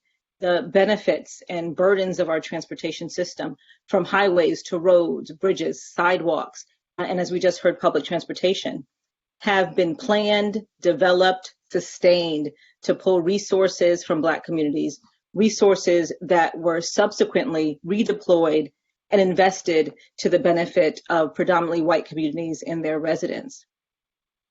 And this system is really a daily reminder of how Black people and Black communities have been and continue to be sacrificed to feed America's growth and expansion. White, middle class, and affluent neighborhoods are favored at the expense of Black communities producing lopsided and skewed patterns of infrastructure development. And although our transportation racism is no longer marked by the kind of explicit racial divisions that we saw in the past, it continues to entrench racial segregation, limit access to jobs, health, and opportunity, force Black people and Black communities to bear a disproportionate share of environmental harms and other burdens, and to extract wealth from Black communities and Black people. Safe, accessible, reliable infrastructure is disproportionately built in white neighborhoods, connecting those residents to opportunity, while Black communities continue to suffer from underdevelopment. And as I said today, I want to highlight the specific role of our system of highways, because the officials who built the interstate highway system in the 1950s and 1960s were often motivated explicitly by racism and placed little value on Black lives, Black families, and Black communities. And by the time the interstate highway system was completed in the early 1970s, it had fundamentally restructured urban America. And in almost every region of the country, the new interstate highway system uprooted, displaced, and isolated hundreds of thousands of people. The United States Department of Transportation estimated that more than 475,000 households and more than 1 million people were displaced nationwide as a direct result of federal highway building. Many people think those numbers are low, but layered on top of that, many more people were displaced by state highway projects. And then after the bulldozers left, millions of additional people were left living in hollowed out communities. The property that was taken, the neighborhoods that were destroyed, the businesses that were lost, and the families that were displaced were overwhelmingly Black. And this was by design. The nation's highways were built through and around Black communities, destroying them, along with the homes, businesses, and lives in those communities, and created physical barriers to integration. So these highways served as walls and wedges and extractors in Black communities around the country. So first, the highways as a tool of removal.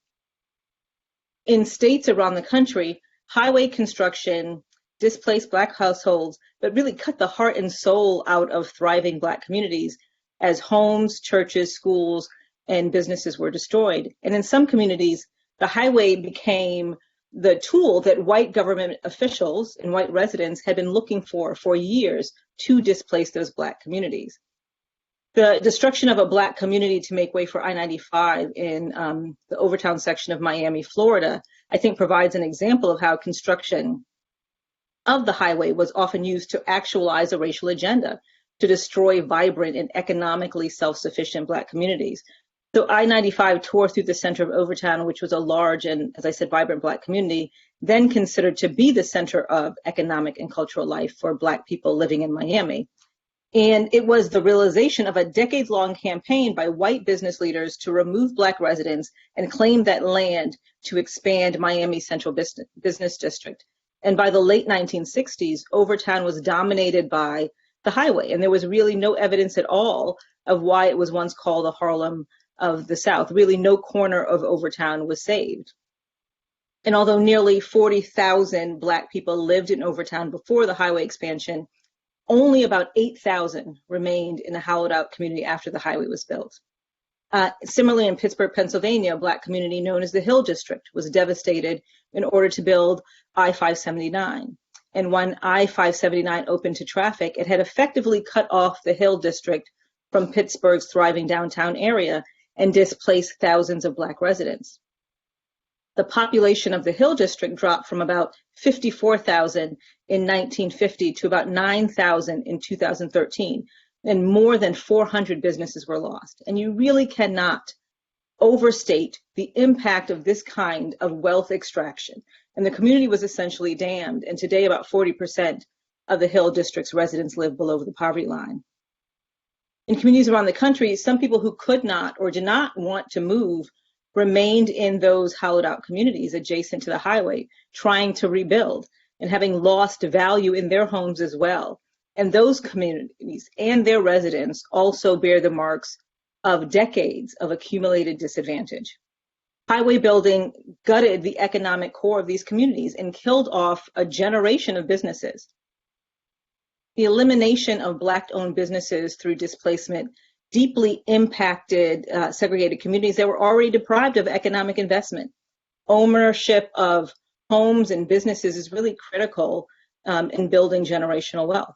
And highway projects rob Black people of those resources and those opportunities. And second, and very importantly, the highway was a tool of a segregationist agenda that erected a post-Jim Crow wall that separated white and Black communities. It protected white people from Black migration, and it further entrenched racial segregation and walled off economic opportunity. So instead of going through Black communities, some highways just encircled them to contain and confine Black residents. And they were assisted by existing racial segregation patterns, redlining, and the racial zoning laws that were rampant at that time. So highway builders were able to build highways on previously formal or informal boundary lines between white and Black neighborhoods and skirt legal prohibitions on racial discrimination at the time. And this was often accomplished at the explicit request of white residents who feared integration. And then finally, I will note that the erection of highways between Black and white communities, or these structures that encircled Black communities, sent a clear message of racial hierarchy. This kind of government-imposed segregation was a show of power of white people over the lives of Black people, ensuring Black people understood what they believed was their place. And these examples are just the tip of the iceberg. Virtually every state has a story about a highway destroying a Black community. And of course, this includes California, where throughout the 1940s to the 1960s, the selection of routes for major transportation corridors in cities like Los Angeles and Fresno and Oakland had a direct and devastating impact on Black communities. One of the most well-known examples is Sugar Hill. The history of Sugar Hill illustrates a shining example of how removing quote-unquote slums was often blatantly pretextual, offering an excuse for the state to target Black neighborhoods and pursue an anti-Black agenda. Sugar Hill was, of course, named after the legendary neighborhood in Harlem, and it was the heart of cosmopolitan life for many affluent Black people who lived in Los Angeles. And Black people fought for their right to live in this community and only won that right after white residents of the neighborhood unsuccessfully sued to enforce racially restrictive covenants. But that victory was, of course, short-lived because in the early 1960s, Sugar Hill was bisected by the new Santa Monica Freeway, with the government seizing homes through eminent domain and providing really inadequate compensation. And at the time, it was reported that the freeway was routed through Sugar Hill in order to save Fraternity and Sorority Row in the area around USC. And this kind of destruction has really had lasting impacts. Communities like Sugar Hill or the Pico neighborhood in Santa Monica and the families who live there often bear the burdens of decades of accumulated disadvantage, racial segregation, concentrated poverty, economic isolation, and they have lasting impacts on economic mobility, wealth creation, health, community stability. And of course, the interstate highway system did not cause every problem facing urban communities, nor did it really single-handedly create wealth inequality. But it did compound discrimination, exclusion, and exploitation. And I think it triggered a process that weakened Black neighborhoods and robbed Black communities and Black people of wealth. So the highways connected white people living in suburbia with economic opportunities in the city. Black residents were excluded from those white neighborhoods. And when the highways destroyed their homes, paying them little or nothing for the destruction of their most valuable asset, Black residents were forced to find new housing in communities that were already intensely segregated by race and class, further entrenching racial segregation and taxing inadequate housing, employment, and public services. So in the end, highway construction destroyed Black communities and corralled Black people away from opportunity, contributing to today's intense racial segregation, concentrated racialized poverty, and created physical, economic, and psychological barriers that persist to this day. I think there are several ways to right the wrongs of the past, including direct payments for home and businesses that were lost, for people's homes that were taken without compensation, for businesses taken without compensation, or for homes or businesses that were taken for very little compensation. It also includes opportunities and support for displaced residents or their descendants to return to those communities, to live in those communities, to build businesses in those communities. It could include deep and sustained investment in impacted communities. Also, as Dr. Appleyard mentioned, it can include doing the work of removing or recessing highways and trying to weave communities back together again. And finally, ensuring that Black communities are not targeted again as we enter a period of widespread infrastructure development. And I'll leave it at that. Thank you for your time.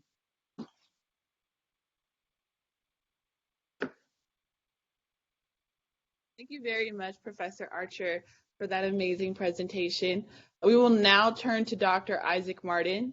You may begin your presentation when you are ready. Thank you very much for the opportunity to address this task force. My testimony today will concern just some of the enduring effects of 20th century urban renewal on African American communities in California. So you can think of my testimony here as focusing on numbers 2 and 3 on the list of harms that Dr. Appleyard enumerated, and as dovetailing, I think, very closely with the testimony of Dr. Archer. Urban renewal is a name we now use for several policies that provided federal funding to state and local governments for the purpose of remaking cities in partnership with private businesses in the middle decades of the 20th century. Those policies included, among others, the Federal Housing Acts of 1937, 1949, and 1954, the Federal Aid Highway Act of 1956, which, as you've heard, was particularly important, various state laws such as California's Community Redevelopment Law of 1951 that authorized the creation of redevelopment agencies, and the local implementing actions that created redevelopment agencies and made use of them to condemn and redevelop property. In the mid-20th century, the policymakers and planners who led urban renewal efforts explicitly aimed to reduce density and to separate land uses from each other. Urban renewal was used to clear the land for the development of both privately owned structures and public infrastructure, especially, but by no means only, highways. Clearing the way for major infrastructure investments meant displacing existing land uses, including existing residential communities. By 1969, according to the estimates of the urban planning scholar Emily Talin, at least 910,000 units were demolished with financing from federal urban renewal programs. By her estimate, at least 330,000 of them specifically to make way for highways. As we've heard from Dr. Archer, that's a low estimate. Often plans for urban renewal called for replacement housing, but housing was not replaced on a one-for-one basis, and it often was not affordable to previous residents of a redeveloped area. The communities targeted for urban renewal were predominantly low income. Many of them were also disproportionately Black. One particularly well-known example in California is the Fillmore District in San Francisco. This diverse neighborhood was home to a large African American community when the San Francisco City Planning Commission declared it blighted and announced a plan for its redevelopment in 1947. The plan included major infrastructure investments, including new schools, parks, recreation facilities, and a freeway extension, along with thousands of new apartments for middle and upper income families. Not all of that development happened as planned, but the demolition did. The city planning scholar Clement Lai has reported that redevelopment of the area displaced 8,000 residents over the next 2 decades, many of them Black. It also displaced a small but important enclave of Black-owned businesses and community institutions that serve the broader African American community of San Francisco and beyond.